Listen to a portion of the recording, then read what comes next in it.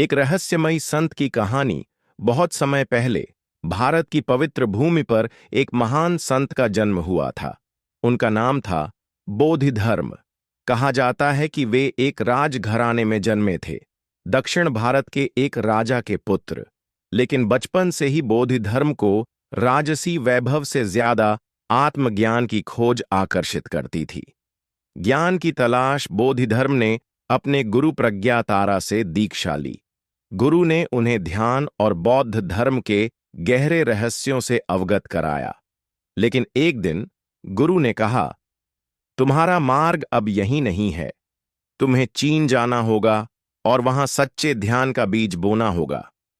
गुरु की आज्ञा मानकर बोधिधर्म ने भारत को अलविदा कहा और समुद्र पार कर चीन की यात्रा शुरू की।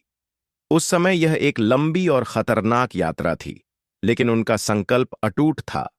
चीन में आगमन। जब बोधिधर्म चीन पहुंचे, वहां के लोग उनसे अनजान थे।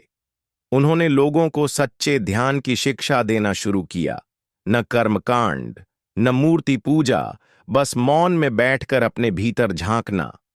उन्होंने ध्यान की उस विधि को सिखाया जिसे आज हम ज़ेन के नाम से जानते हैं। दीवार की ओर मुख करके 9 साल सबसे प्रसिद्ध कथा यह है कि एक बार बोधिधर्म ने एक गुफा में जाकर 9 वर्षों तक दीवार की ओर मुख करके ध्यान किया। लोग उन्हें पागल समझते थे, लेकिन वे भीतर से अपने विचारों को शून्य कर रहे थे। उनके इस तप से प्रभावित होकर अनेक शिष्य उनके पास आए। उन्हीं में एक था हुइके, जो उनका सबसे प्रसिद्ध शिष्य बना। शाओलिन मंदिर और मार्शल आर्ट कहा जाता है कि बोधिधर्म शाओलिन मंदिर में भी रहे, जहां उन्होंने ध्यान के साथ साथ शारीरिक व्यायाम और आत्मरक्षा की तकनीकें भी सिखाईं। यही तकनीकें आगे चलकर शाओलिन कुंग-फू के रूप में प्रसिद्ध हुईं। आखिरी यात्रा अपनी शिक्षाओं को प्रसारित करने के बाद बोधिधर्म चुपचाप किसी को बिना बताए कहीं चले गए।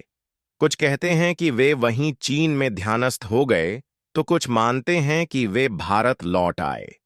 उनकी मृत्यु एक रहस्य बनकर रह गई, ठीक उनकी तरह। बोधि धर्म की विरासत आज भी बोधि धर्म को जैन बौद्ध धर्म के जनक और शाओलिन परंपरा के मूल गुरु के रूप में पूजा जाता है।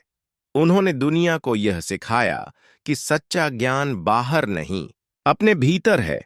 बस बैठो, मौन रहो और स्वयं को देखो।